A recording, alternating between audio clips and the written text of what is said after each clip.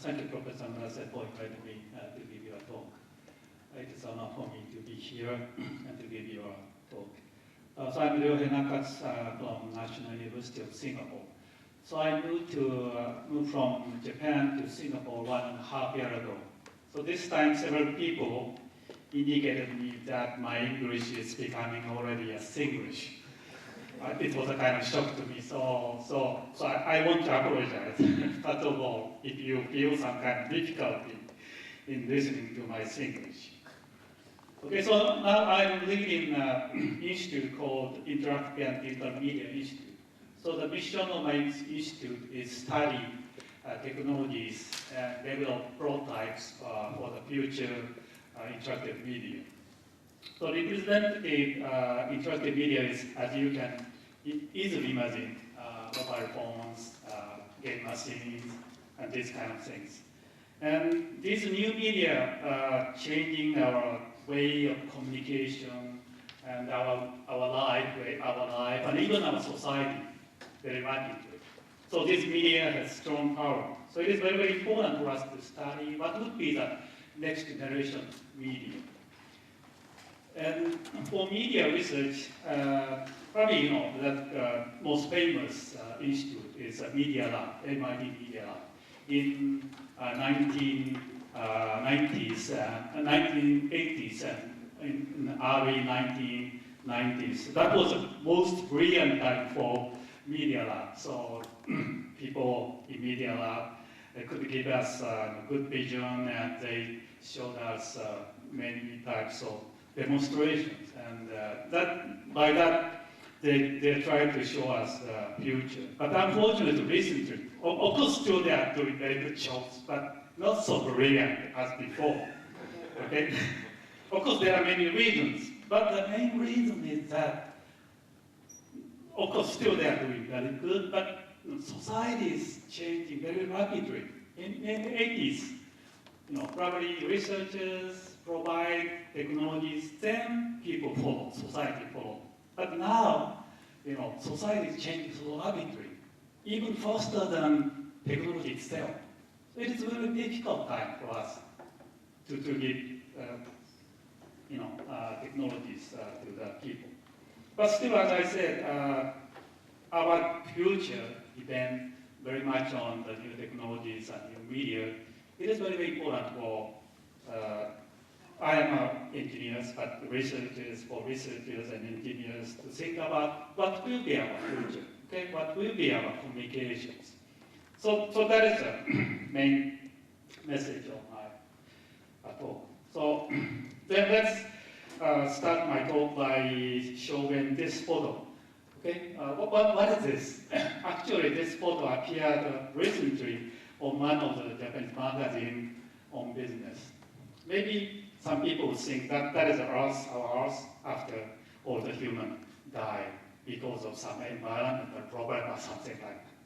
No, this means this photo want to convey a message that we already have almost everything we want, and because of this, probably I think some of the reason of this type of recession is, you know, we have almost everything. It is not necessary for us to buy anymore. So probably I think this is true. Even in Japan, in last November, December, there was a decrease of 30% or nearly 40% of car sales. You know, it's very difficult for us to explain this. Probably one explanation is that this was not the real need. So, you know, it's a kind of a virtual need. So if there is some difficulty, then it is okay for us not to buy a new car. Okay, let's wait or something like that. That is what is happening. Okay, so this means that the role of technology is changing. In the first, the role of technologies have been providing people material satisfaction. But now, as we already seems to be satisfied with what we have. So we don't expect, in one sense, okay, technologies to provide us any further material satisfaction or something like that. So maybe then what people expect technology is something more than that. As I described here, mental or spiritual satisfaction or something like that. That is very, very difficult for researchers and engineers. But still, as the time is, like this, we have to think about it. So for mental and spiritual satisfaction, of course there are so many things, so many issues, so many levels, communication, entertainment, society, and even culture. So the title of this session is Culture and Something. So probably I think people expect me to speak about something related to culture, but it's a little bit high level issue. So this time I want to communicate. I want to focus on communication because in one sense communications have very wide meaning. Human to human communication, human to machine communications. These are very trivial, but at the same time, I don't know, reading books, watching movies, and watching sports. These kind of things are also, even one way, it's a communication. And creating arts, and these kind of things is also communication. So this means that our mental or spiritual behavior, most of them are related to communication. So by thinking communication, I think we could, in one sense, think about future. Okay, then I will show you 2 slides, which I hope will give you a very clear image of what happened in the maybe last 10 or 20 years. Okay? In the first, the communication between humans are like this. When people sit together, side by side, they talk.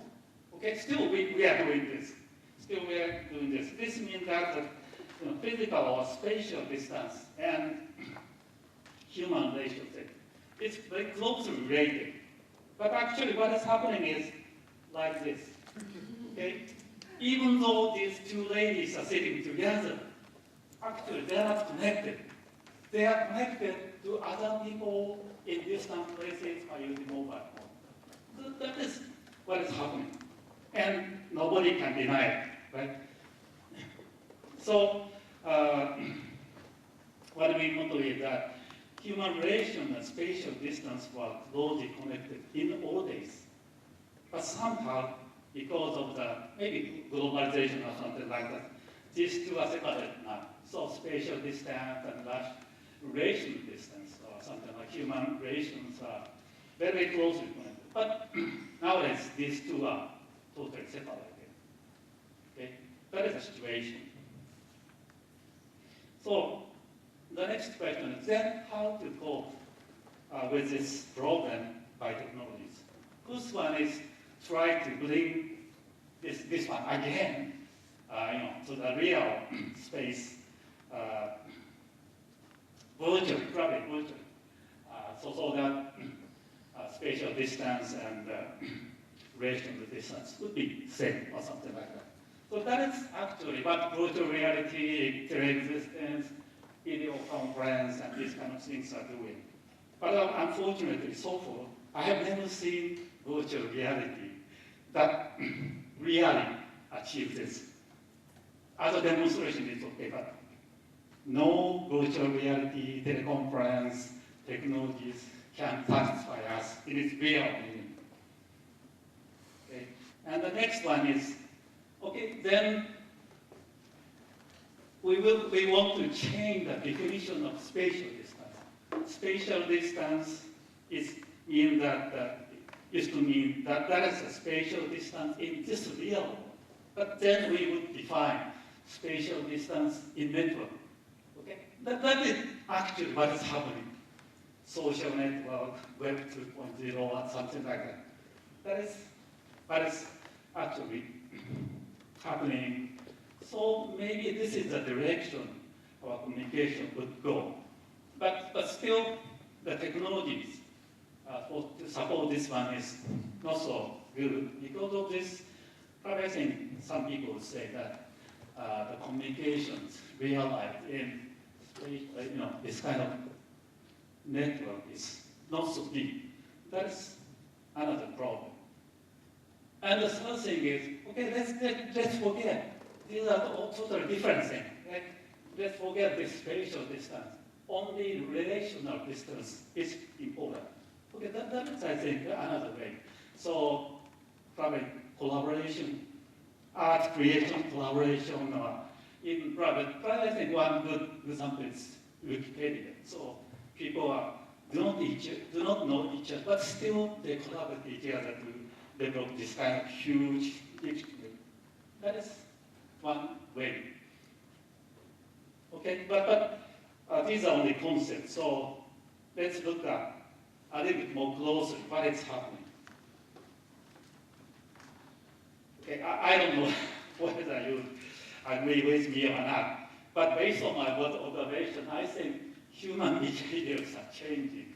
So it means that maybe human communication behaviors are changing, and I dare say, especially in Western countries.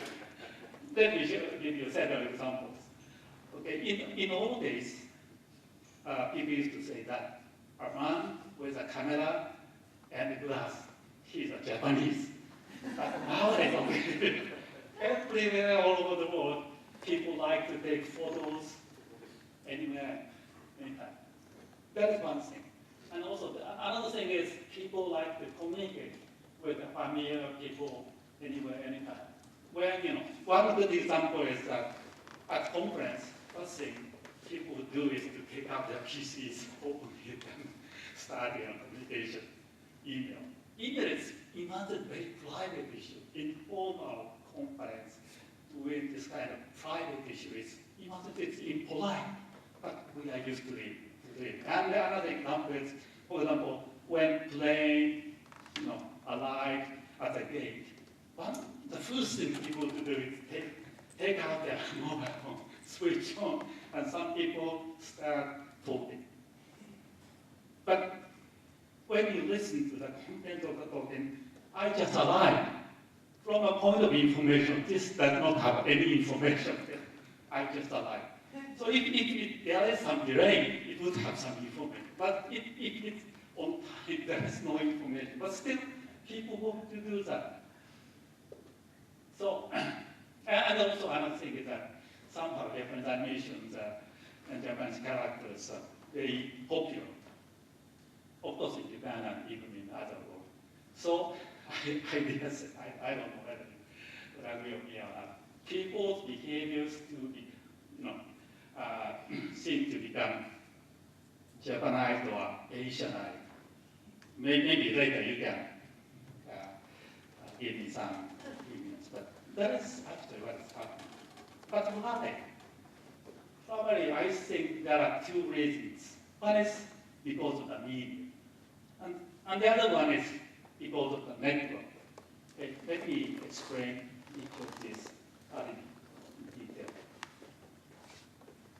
Okay, when we look at the great invention of media history, of course, first one, the invention of written characters, a long time ago. Then the invention of printing technology came. But when we look at it, okay, what is the impact of these two great inventions? Maybe these inventions made people literally independent. So before that, we were animal, we were very emotional. But because of these two great inventions, we became rational, we became logical or something like that. So this is a long scale. But first, the invention of language, then written characters, printing technologies. Imagine it's well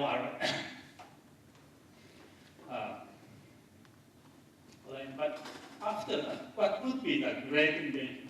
Probably I think you would say internet. But what I want to say, before internet and after printing technology, before internet, I think that is another very important invention. It's a telephone and moon. People say that telephone is old medium. That is not true. Okay? In one sense, it's very important. Before telephone came, the way people communicate each other is writing letters or something like that. So this still kept us little rational.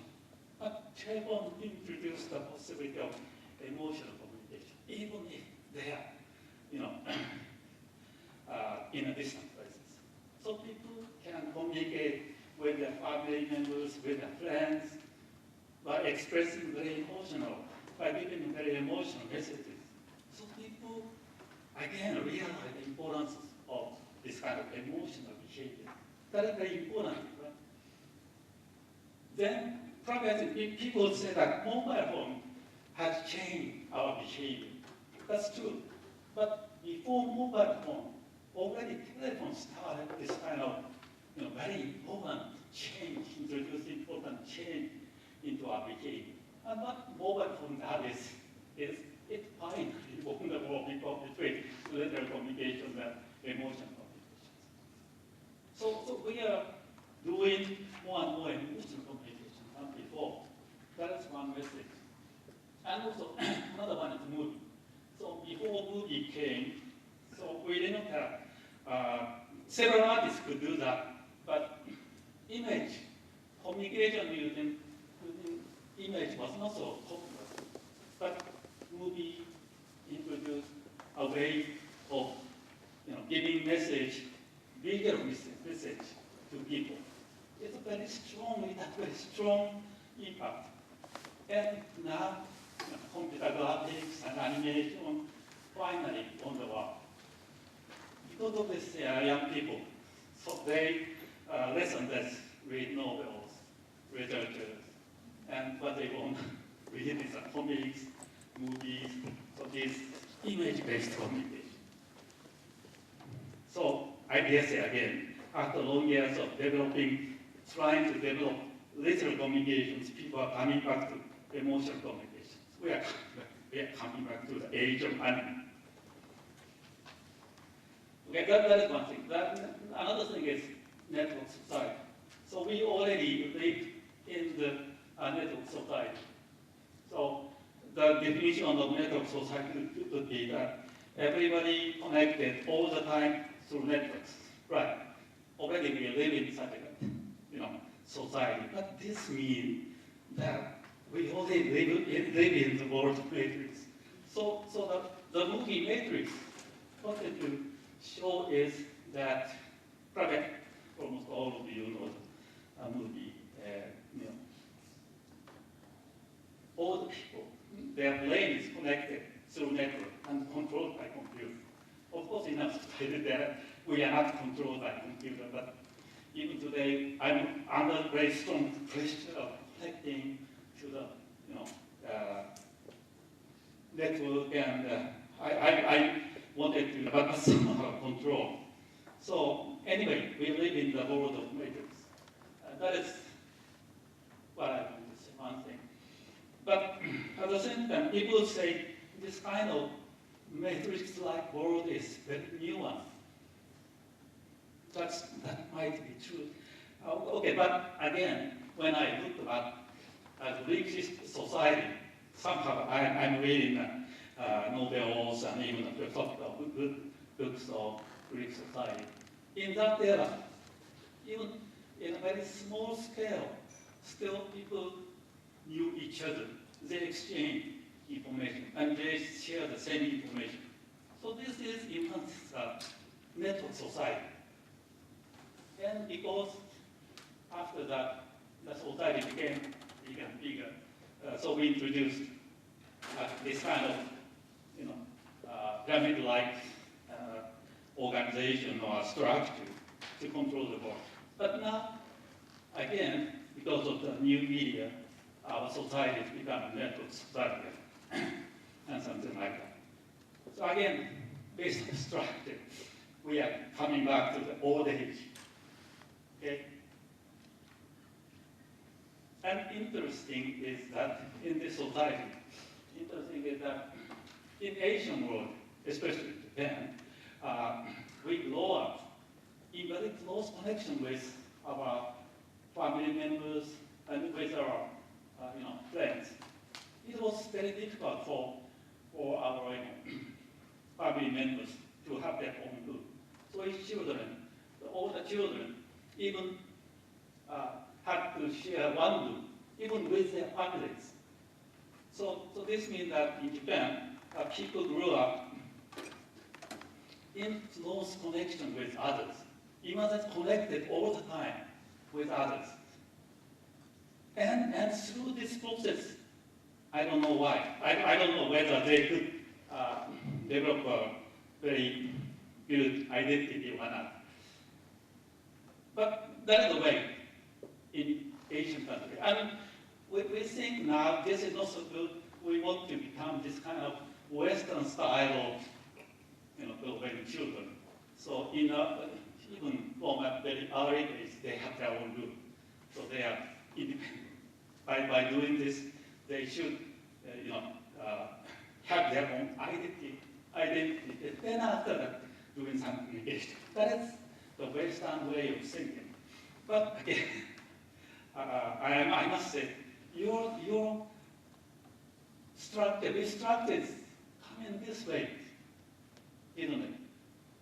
So in Asian world, we are going to change from this, but somehow in Western world, coming back to this stage. So that is actually what is happening. So I don't know what is a good answer to this situation. But of course, there are bright side and dark side. Okay, this is the dark side. Dark side is that for media, human would become more emotional and lose capability of literacy we developed through our long history, and human would become again a kind of animal-like. No. What I mean is, we are not losing science and these kinds, but our behavior would become more and more emotional. But of course, we should look at the blind side of this phenomenon. Maybe somehow, if we could realize good balance between logical capability and imaginative, creative capability, then a kind of, Leonardo, Da Vinci, society of Leonardo would be realized. That is the light side. Okay. Also for network, that is the dark side, dark aspect and light aspect. Dark aspect is individual identity and self-consciousness would be good. Actually, that is happening.